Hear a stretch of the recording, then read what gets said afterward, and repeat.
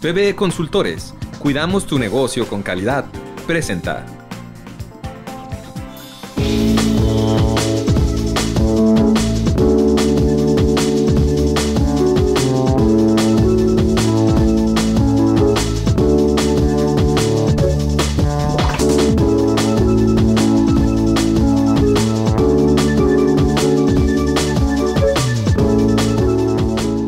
Bienvenidos de nueva cuenta a su programa Consejero Empresarial. En esta ocasión tenemos un tema que han pasado realmente un par de semanas donde ya se sentó un precedente que estábamos esperando después de haber visto su proyecto, y es respecto a la constitucionalidad de la deducción o la limitante de la deducción de los gastos de previsión y prestaciones sociales, de acuerdo a la fracción 30 del artículo 28 de la Ley de Impuestos sobre la Renta. Para esto contamos con la compañía del doctor Domingo Ruiz. Muchas gracias, Domingo. Con el gusto de estar aquí. Primeramente quisiera anunciar, como lo hemos hecho en redes sociales, el doctor Domingo Ruiz comienza su gestión como presidente del consejo editorial de nuestra revista Consejero Empresarial. Domingo, en público agradecemos de parte de la revista y todo el equipo. Un honor, esperemos empezar una etapa de agregar más valor, ¿no? Y que los contenidos sean de mayor utilidad para nuestros lectores y para el desarrollo empresarial, ¿no? Para ir generando ideas que luego se traduzcan en acciones. Sin duda, y en la charla de ayer creo que quedó completamente claro que vamos a sumar y crecer este proyecto para bien de todos. Que así sea. Bien, Domingo, muchas gracias. Encantado. Y abordamos el tema. El tema que te estamos platicando, Domingo, lo estuvimos tocando, es esta sentencia o este proyecto que quedó aprobado el 21 de septiembre del 2016. Vamos replanteando no solamente que sí que dio la constitucionalidad la segunda sala, sino lo que previamente decíamos, hay más. Sí, claro. Un poco nada más para centrar el tema, con la reforma fiscal de 2014 se aprobó la ley de impuesto a la renta, se estableció una nueva ley del impuesto a la renta, que en su artículo 28, fracción 30, contiene justo una limitante para las remuneraciones que sean ingresos exentos para el trabajador, ¿no? Típicamente, lo que entra como previsión social, ese tipo de prestaciones, que son tendientes a estimular el empleo, a estimular el trabajador, porque estas remuneraciones no son a cambio de su trabajo, son a cambio de otras cosas, ¿no? O más bien son como una especie de decisión por parte del patrón, por parte de la empresa, para establecer una remuneración favorable al trabajador. Esta reforma dijo, son deducibles en un 53 o en un 47% estas prestaciones, y hubo miles de amparos al respecto, cuestionando la constitucionalidad de estas leyes por varios motivos, ¿no? Uno muy importante y muy fuerte es si los impuestos que gravan los ingresos, como es el impuesto sobre la renta, se rigen por un principio de capacidad contributiva, de capacidad económica, proporcional tributaria, típicamente se conoce así en México, que tiene que ver que los impuestos se causan y se pagan en proporción a la riqueza que se va generando. ¿Qué riqueza voy generando? Mis ingresos menos mis gastos. Si este gasto, que es un pago que yo le doy al trabajador, no lo puedo deducir totalmente, ya no es congruente. Ya se distorsiona. Se distorsiona. Estoy pagando impuesto a la renta sobre una base mayor y no proporciona. Luego, si yo ya le había dado estas prestaciones a mis trabajadores y tengo 10 años dándoselas y de pronto me cambian la ley, ¿qué pasa con los derechos que había adquirido y con la irretroactividad de la ley, ¿no? Y la permanencia que ya generaste por ese atractivo puesto de trabajo o ese centro laboral, y sobre todo, primeramente, ¿cómo se lo retiras? Derechos adquiridos. Y segundo, ¿cómo puedes ser competitivo si ya tu base ya se desvirtuó? Ya efectivamente no pagas el 30%, ya es una base mayor, que aunque sea el 30%, el resultado va a ser mayor que el que te debería corresponder con la intención del legislador. Entonces ya es irreal, ya es distorsionado, ¿no? Ya no está sucediendo. Y luego como un instrumento de política fiscal y económica, en donde es importante generar empleo. Estás castigando la generación de empleo, estás limitando otorgarle prestaciones a los trabajadores de las empresas. Porque esto lo diré con todo respeto. Supongo yo que quienes emitieron esta resolución no pensaban en sus prestaciones, sino en aquellas de los trabajadores de las empresas, ¿no? Sí. Sí, fíjate que es un tema, y ahorita en el contexto que estabas desarrollando, pues bueno, hay prestaciones y prestaciones sociales y lo que es la previsión social, donde unas son voluntarias y otras son por imposición legal. Correcto. Todavía podemos entender por la justificación que viene en el proyecto de que debido a la derogación del IETU y mencionan el IDE, aquellos impuestos, pues de alguna manera tiene que subsanarse esa pérdida de esa captación que nunca se justificó cuánto era para poder justificar estos porcentajes, porque es la primera parte. Y la otra, cuando son imposición de ley, ejemplo, próximo tenemos los aguinaldos. O la PTU en mayo. O la PTU en mayo, o sea, pues yo quiero cumplir, yo casi lo siento como cuando hablamos de derecho corporativo, ¿no? Bendita SAS, porque permiten realidades corporativas de una sola persona. Porque antes tenía que siempre buscar un testaferro para cumplir con ley. Correcto. Y tener los mínimos. Casi siento lo mismo con este tipo de fallos. Y la verdad es que, como decías al arranque de esta charla, ¿qué sucede? ¿Qué viene? ¿Qué hay más allá, no? Recordar que en junio del 2011 se reformó la Constitución, reforma constitucional en materia de derechos humanos, que vino a transformar el sistema jurídico, a retomar el neoconstitucionalismo, el justnaturalismo, en fin, etcétera, en donde los principios y los derechos humanos van por encima y van privilegiados sobre muchos otros instrumentos, obligaciones, en fin. Y cuando hay derechos o hay obligaciones, al resolver el juzgador lo que tiene que hacer es ponderar qué está por encima. Y aquí están ponderando que es más importante la necesidad recaudatoria del Estado que el respeto a los derechos humanos de los contribuyentes. Porque si te están diciendo, oye, es que instrumento de política fiscal, oye, nos desaparecieron impuestos, ¿y de dónde va a salir el dinero? De aquí. Y como de aquí va a salir el dinero, no te puedo dar el amparo, porque no tendría dinero. Una muy buena ponderación. Oye, quiere decir que en un juicio de proporcionalidad es más importante que el gobierno tenga dinero a que se respeten los derechos humanos de las personas. Doctor, amigo, deme un momento para hacer un corte para el espacio de tus anunciantes y seguimos porque ya tocaste la llaga. Bien, no se retiren que continuamos. En todo lugar, en todo momento, Eximex te acompaña. Nuestra nueva app JobSearch permite a los usuarios de dispositivos móviles disfrutar todas las prestaciones y servicios de nuestra empresa. Aplica los exámenes, revisa las vacantes y sube tu currículum. Eximex JobSearch. Si buscas trabajo, tu mejor herramienta. Grupo SINEC, innovación en el desarrollo humano.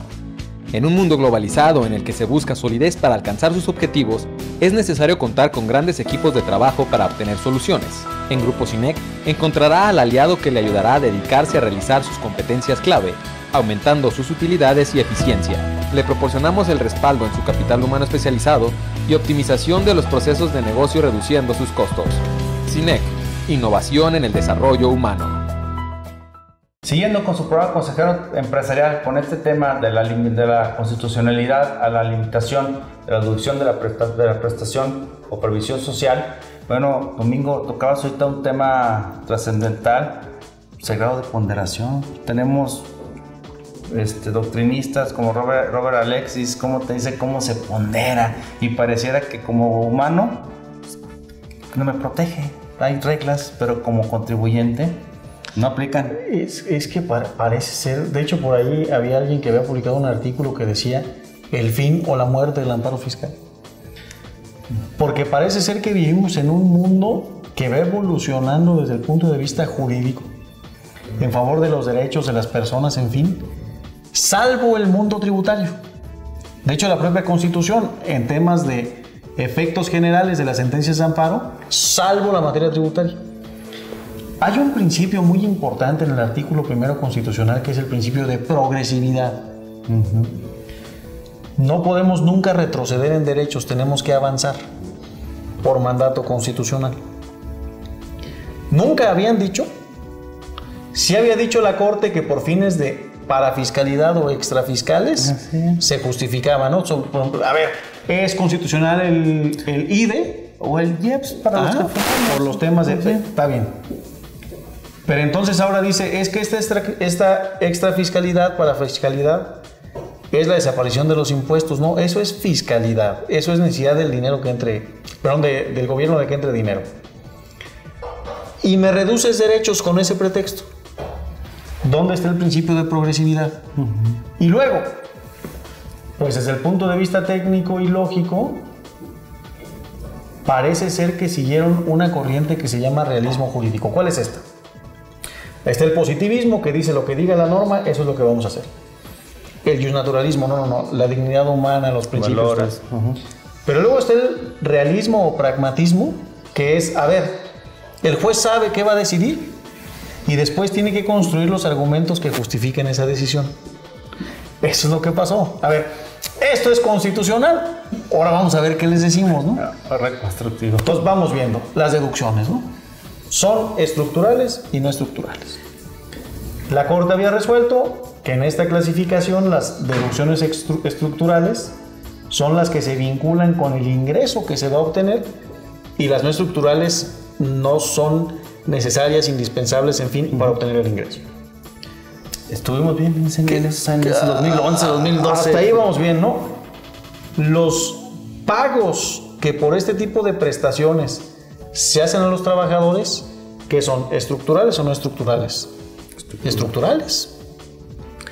La Corte había dicho que las deducciones estructurales no son de libre configuración por el legislador. El legislador no puede decir lo que sea.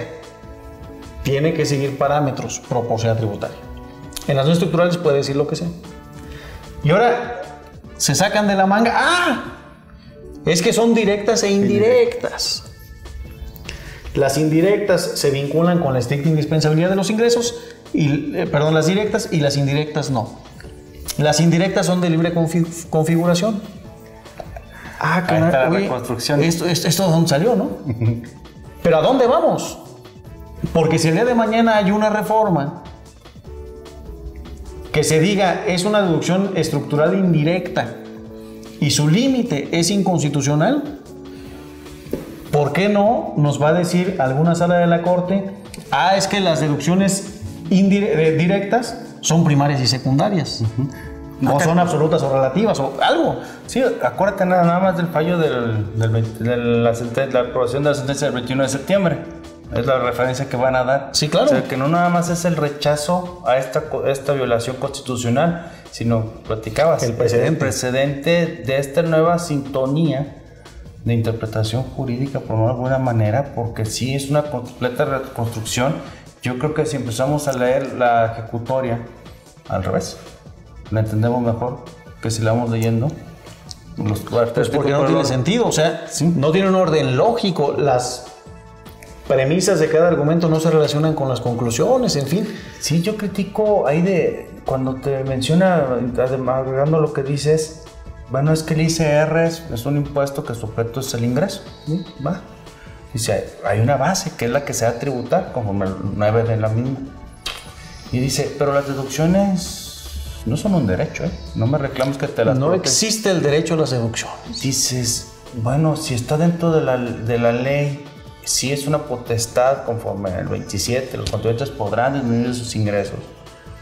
Bueno, entonces, ¿qué entiendo entonces qué son las deducciones? No sé si recuerdas, Adrián, que cuando se estaban discutiendo cuestiones de reformas al tema del IET, en fin, etcétera, tal, y cuando Alfredo Gutiérrez Ortiz Mena, jefe del SAT, llegó a ministro de la Corte, él afirmó que las deducciones son concesiones graciosas que te da el legislador. Pues parece que lo está convenciendo, porque dice, no existe el derecho a hay una sentencia hoy de la Corte, hace falta que la engrosen y la publiquen, pero ahí está el proyecto que se aprobó en sesión privada, Que es cierto, ese es el punto que... No pudimos ver la discusión, el debate, en fin, pero está el proyecto aprobado con algunos ajustes, entiendo. Pero si está diciendo que no existe el derecho a las deducciones, quiere decir que es verdad aquel argumento de Gutiérrez Ortiz Mena de que las deducciones son concesiones graciosas que el legislador le da a los contribuyentes. A ver, permíteme. ¿Cómo voy a pagar impuestos de acuerdo a mi capacidad contributiva si de mis ingresos no puedo descontar los gastos? ¿Qué es capacidad contributiva? Lo que me estoy ganando. ¿Qué dice la Corte? La modificación positiva del patrimonio. Así es, el incremento del haber patrimonial. Si no puedo descontar mis gastos de mi actividad, de mi operación, a mis ingresos, no voy a estar tributando conforme a mi modificación positiva del patrimonio, conforme a la riqueza que voy generando. No se siguen principios de capacidad económica. ¿Sí? Pero hace falta dinero. Eso es lo importante. Oye, si sobre pretexto de hace falta dinero, volvamos a la época de principios del siglo XIX, perdón, del siglo XX, donde existía impuesto a las ventanas, a los bigotes, a los perros, porque hace falta dinero. Sí. Oye, ¿para Duarte hace falta dinero? O sea, me parece que esta premisa de que es que el gasto público, o sea, que el dinero, pues vean el gasto público. En lugar de perjudicar a todos los trabajadores de este país, mejor que los políticos se ajusten. Sí. Si de lo que se trata es de dinero, ¿no? Sí, cuando hablamos de la ética contributiva. Digo, abrimos todo este telar. Domingo vamos a hacer un pequeño corte para seguir con este tema que va nos cambia la manera de pensar, de verdad. No se retire, que regresamos después de estos comerciales. En todo lugar, en todo momento, Eximex te acompaña. Nuestra nueva app JobSearch permite a los usuarios de dispositivos móviles disfrutar todas las prestaciones y servicios de nuestra empresa. Aplica los exámenes, revisa las vacantes y sube tu currículum. Eximex JobSearch. Si buscas trabajo, tu mejor herramienta. Grupo SINEC, innovación en el desarrollo humano. En un mundo globalizado en el que se busca solidez para alcanzar sus objetivos, es necesario contar con grandes equipos de trabajo para obtener soluciones. En Grupo SINEC encontrará al aliado que le ayudará a dedicarse a realizar sus competencias clave, aumentando sus utilidades y eficiencia. Le proporcionamos el respaldo en su capital humano especializado y optimización de los procesos de negocio reduciendo sus costos. SINEC, innovación en el desarrollo humano. Bien, siguiendo con el tema de la constitucionalidad de la fracción 30 del artículo 28, Domingo, platicamos de los cambios. Yo, por cada oportunidad que tengo, hago una reflexión y el derecho que tú, más tu servidor, del derecho fiscal de la carrera, ya no tiene nada que ver con tantas distorsiones y provocadas, digo, por criterios que no hay otra razón más que estás explicando. Se necesita dinero. Recuerdo cuando teníamos la corte que presidía General Góngora Pimentel, ministro, creo que fue el último que realmente nos respetaba y exigía una argumentación en materia tributaria. Es la parte de la que critico. Lo demás puedo ver la apertura de la corte. Y es que el debate público se ha venido distorsionando mucho. La industria del amparo fiscal. Esos fiscalistas que se enriquecen a costa de promover amparos en contra del dinero del gobierno. A ver, como si fuera una fórmula pura. Uno, esos fiscalistas que son instrumento o somos de respeto al Estado de Derecho. Si hay una causa para ir a un amparo, no es per se para estarla haciendo de emoción. Es porque hay un derecho humano o un derecho constitucional vulnerado. Y el motivo por el cual cumplimos una función en la sociedad es ese. La sociedad se da reglas para tener un orden y hay que buscar que se respeten. Eso por un lado. Pero entonces ese debate público se va distorsionando y ahora el debate jurídico se va distorsionando también. ¿Qué ha provocado estas cosas? A ver, organismos empresariales, colegios profesionales, Coparmex, ANADE, en fin, sacaron comunicaciones públicas de protesta a esta cuestión porque no se puede permitir. Dos, se está organizando o creando un observatorio académico tributario. Sucederá en Jurídicas de la UNAM, donde estaremos varios investigadores discutiendo justo la sentencia por su desestructura jurídica. Hay que darle estructura jurídica. Y hay que comenzar a ser críticos a las resoluciones de la Corte. No críticos negativos, críticos en favor del derecho, claro. Sí. Y tres, me parece que tiene que haber una revisión de cómo es que se nombran los ministros de la Corte. Fíjate que escuchaba a Miguel Carbonell cuando estaba hablando de los organismos constitucionales autónomos. Habló un poco del tema de la Comisión Nacional de Derechos Humanos y empezó a decir cómo estructurar. Y hace una mención muy interesante la característica que tiene Estados Unidos con su Corte Suprema, que realmente tiene una gran ventaja, la designación y la fuerza y la autonomía que tiene. Y aquí tenemos una Corte que está supeditada. Puede ser ministro, se va a elegir de una terna que proponga el presidente. Pero esa terna, pues si son amigos, pues el que quede. Es que está fácil componerle a tu amigo y dos malitos. Hasta le preparas el escenario. Dos malitos, por default va a suceder. Y es una especulación, pero hay que verlo con pies firmes. A ver, Adrián, ¿qué tan especulación? Si alguien que fue jefe del SAT es ministro de la Corte, alguien que fue procurador fiscal de la Federación hoy es ministro de la Corte, y alguien que fue procurador general de la República, que fue el que hizo este proyecto, es ministro de la Corte. Pero tenía que suavizar el tema, pero pues ante las pruebas tan contundentes. Yo nomás hago preguntas. No, y son las limitantes que faltan que esos contrapesos que originalmente tiene la Constitución. O sea, vas a ser gobernador del Banco de México, otra cosa más grave. Correcto. ¿Sí? ¿Qué pasa? Sale Guillermo Ortiz Mena. ¿Y quién lo cubre? Agustín Carsten. ¿Y de dónde viene? De la Secretaría de Hacienda. ¿Y de dónde venía Guillermo Ortiz? De la Secretaría de Hacienda. Entonces, ¿dónde está el contrapeso constitucional que establece que esa autonomía del Banco Central debe estar alejada de la política fiscal y la política financiera? Aquí estamos viviendo una cuestión similar. O sea, ¿qué hacer ministro? Pues debe de estar alejado no solo de los asuntos en particular, sino de la actividad que pueda afectar tu entorno. Porque aquí, ¿de qué manera está muy difuso?